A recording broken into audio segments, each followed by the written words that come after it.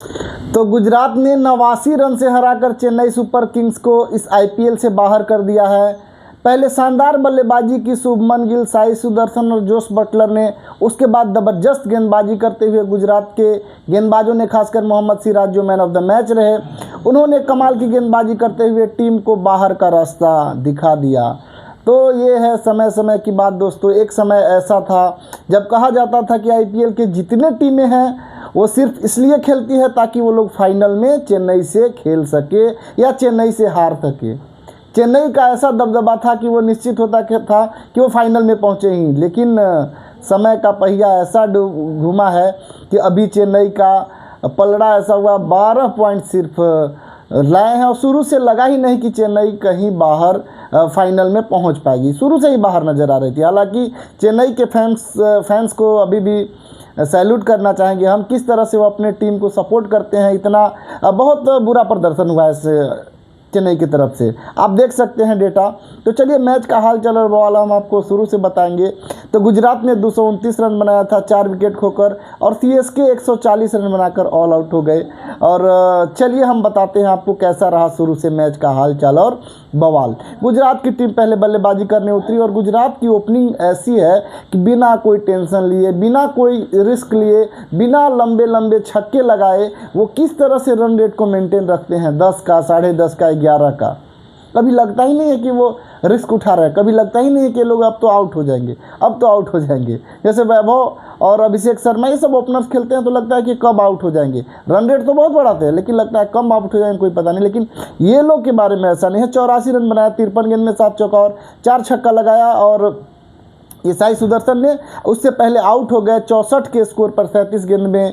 शुभमन गिल 7 चौका और 3 छक्का लगाया। लेकिन गिल के आउट होने के बाद समस्या और बढ़ गई, क्योंकि उसके बाद जो बल्लेबाजी करने आए जोस बटलर, उन्होंने और तेज़ी से रन बनाना शुरू किया। 27 गेंद में 57 रन बनाए और 5 चौका और 4 छक्का उन्होंने लाया। 211 का स्ट्राइक रेट।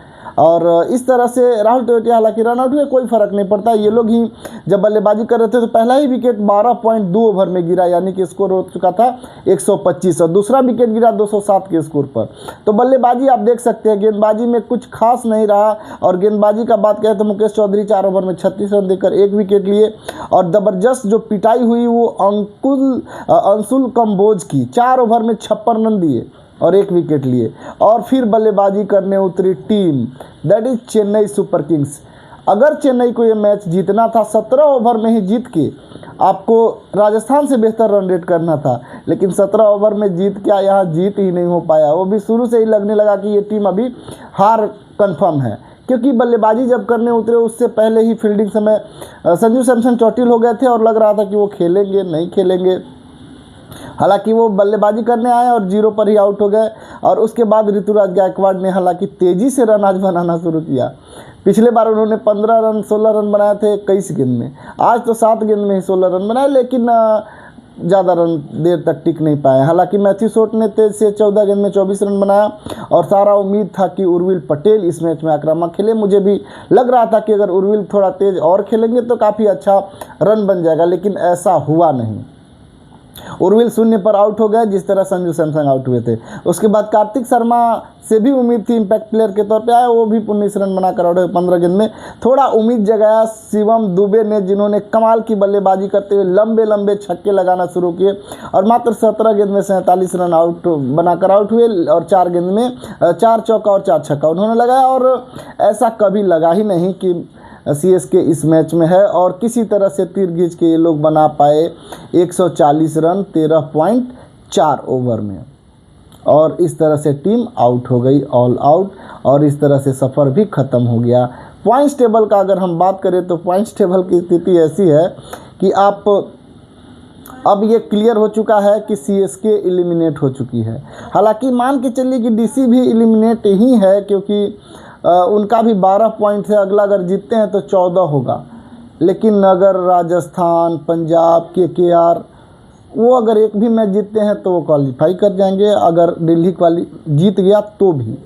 तो ये मैच ऐसा हो चुका है। लेकिन हम बात करेंगे सीएसके का, तो सीएसके के महेंद्र सिंह धोनी ने कहा था कि अगर हमारी टीम आगे क्वालिफाई करेगी तो हम ज़रूर वापस आएंगे रांची से, लेकिन ऐसा हुआ नहीं। धोनी ने भी दिमाग से खेल दिया। उन्हें पता था कि टीम क्वालिफाई प्लेऑफ के लिए करेगी ही नहीं, लेकिन फिर भी चलिए जो भी हुआ, तो समय बड़ा बलवान है। अभी आप देखिए जो टीम है मुंबई और जो टीम है हमारी चेन्नई वो बाहर हो चुकी है, जबकि सबसे ज़्यादा आईपीएल ट्रॉफी इन्होंने ही जीता है अभी तक।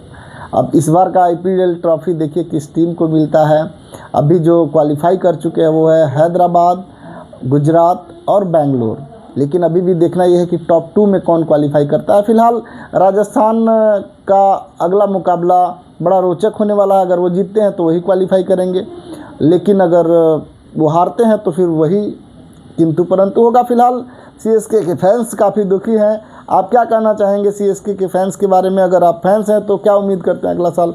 ज़रूर कमेंट करें। Thank you.